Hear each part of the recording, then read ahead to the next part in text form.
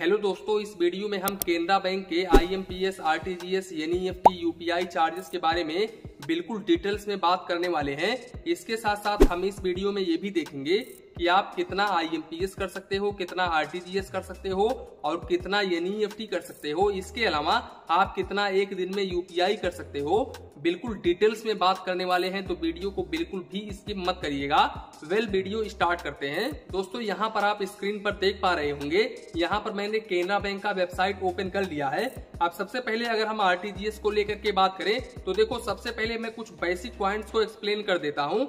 देखो, RTGS आप 24/7 कर सकते हो, लेकिन यहाँ पर आप जब कभी भी RTGS करते हो तो वो जो अमाउंट है वो सामने वाले के पास में ओनली वर्किंग डेज में ही क्रेडिट होता है। मान लो आप संडे को कर रहे हो RTGS, तो सामने वाले के पास में, यानी कि जिस व्यक्ति के पास में आप RTGS कर रहे हो, उस व्यक्ति के पास में मंडे को ही पैसे क्रेडिट होगा।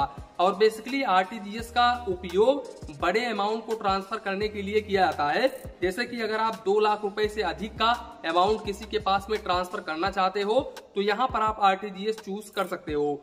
दोस्तों, यहाँ पर मैं आप लोगों को बता दूं, इनवार्ड ट्रांजेक्शंस बिल्कुल फ्री ऑफ कॉस्ट होता है केनरा बैंक में RTGS के ऊपर, लेकिन आउटवार्ड के ऊपर आपको चार्जेस देना पड़ता है। मान लो यहाँ पर आप 2 लाख रुपए से लेकर के 5 लाख रुपए तक का RTGS कर रहे हो, तो यहाँ पर आपको 24 रुपए 50 पैसे plus GST per transaction charges देना पड़ेगा। वहीं पर अगर आप 5 लाख रुपए से अधिक का RTGS कर रहे हो, आप चाहे तो मोबाइल बैंकिंग के जरिए करो, चाहे तो इंटरनेट बैंकिंग के जरिए करो, या फिर आप ब्रांच चैनल के थ्रू करो, कोई भी फर्क नहीं पड़ता है। तो यहाँ पर आपको 49 रुपए 50 पैसे plus GST per transaction charges देना पड़ेगा। अब दोस्तों, हम चलते हैं NEFT के तरफ। तो दोस्तों, NEFT के केस में भी सेम ऐसा ही है। NEFT भी आप 24/7 कर सकते हो, लेकिन पैसे जो है वो सामने वाले के पास में ओनली वर्किंग डेज में ही ट्रांसफर होता है। तो इस बात का आप जरूर ध्यान रखें। दोस्तों, यहाँ पर NEFT अगर आप मोबाइल बैंकिंग के जरिए कर रहे हो या फिर आप NEFT इंटरनेट बैंकिंग के जरिए कर रहे हो, तो यहाँ पर दोस्तों आपको कोई भी चार्जेस नहीं देना पड़ता है। यानी कि आप मोबाइल बैंकिंग के जरिए करो या फिर इंटरनेट बैंकिंग के जरिए करो, ये बिल्कुल फ्री ऑफ कॉस्ट होता है। दोस्तों, यहाँ पर अगर आप ब्रांच के जरिए करते हो तो ही आपको चार्जेस देना पड़ता है, और ओनली आउटवार्ड ट्रांजेक्शंस के ऊपर ही चार्जेस देना पड़ता है। इनवार्ड ट्रांजेक्शंस बिल्कुल फ्री ऑफ कॉस्ट है। अब यहाँ पर दोस्तों चार्जेस कितना है, देखो यहाँ पर अप टू, अगर आप यहाँ पर 10,000 रुपए तक का NEFT करते हो तो यहाँ पर आपको 2 रुपए 25 पैसे plus GST per transaction charges देना पड़ता है। वहीं पर 10,001 रुपए से लेकर के 1 लाख रुपए तक का NEFT करते हो तो यहाँ पर आपको 4 रुपए 75 पैसे plus GST per transaction charges देना पड़ता है। इसके अलावा अगर आप 1,01 रुपए से लेकर के 2 लाख रुपए तक का NEFT करते हो तो यहाँ पर आपको 14 रुपए 75 पैसे plus GST per transaction charges देना पड़ता है। इसके साथ साथ अगर आप 2 लाख रुपए से अधिक का NEFT करते हो तो ऐसे कंडीशंस में आपको 24 रुपए 75 पैसे plus GST per transaction charges देना पड़ता है।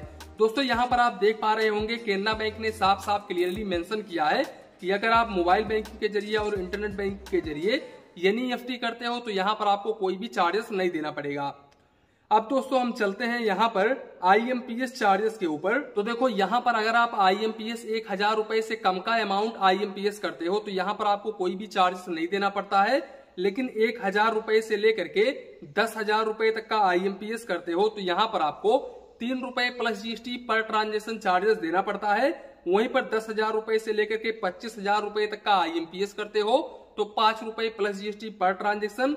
वहीं पर 25,000 रुपए से लेकर के 1 लाख रुपए तक का IMPS करते हो तो 8 रुपए प्लस GST पर ट्रांजेक्शन। वहीं पर अगर आप 1 लाख रुपए से लेकर के 2 लाख रुपए तक का IMPS करते हो तो 15 रुपए प्लस GST पर ट्रांजेक्शन। इसके अलावा अगर आप 2 लाख रुपए से लेकर के 5 लाख रुपए तक का IMPS करते हो तब यहाँ पर आपको 20 रुपए plus GST per transaction charges देना पड़ता है। यहाँ पर आप ज्यादा से ज्यादा IMPS 5 लाख रुपए तक ही कर सकते हो, और IMPS बेसिकली आप कभी भी किसी के पास में भी पैसे ट्रांसफर कर सकते हो, और ये इंस्टेंट सामने वाले के पास में पैसे क्रेडिट होता है। यानी कि आप किसी के पास में भी IMPS कर रहे हो तो उस व्यक्ति के पास में तुरंत के तुरंत पूरा का पूरा अमाउंट जो है वो क्रेडिट हो जाता है। अब बात करें दोस्तों अगर हम UPI की, तो देखो यहाँ पर UPI अगर आपका सेविंग्स अकाउंट है तो आप पर डे 1 लाख रुपए तक UPI कर सकते हो, लेकिन पर डे आप 10 ट्रांजेक्शन से अधिक नहीं कर सकते हो। तो इस बात का आप जरूर ध्यान रखें। दोस्तों आप चाहे तो गूगल पे करो, चाहे तो आप फोन पे करो, चाहे तो आप पेटीएम करो, यहाँ पर सभी के सभी एप्लीकेशन यूपीआई के ऊपर ही काम करते हैं।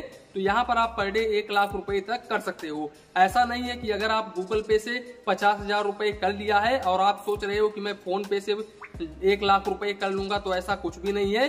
पर account holder only UPI 1 lakh रुपए तक ही पर डे कर सकते हो।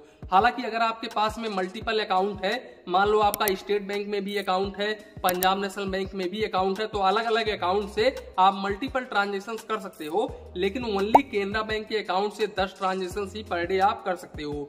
तो दोस्तों कुल मिलाकर के यही था वीडियो। यहीं पर वीडियो को समाप्त करते हैं। वीडियो पसंद आया हो तो प्लीज वीडियो को एक लाइक करिए और अपने चैनल फाइनेंस बैंकिंग को सब्सक्राइब करिए।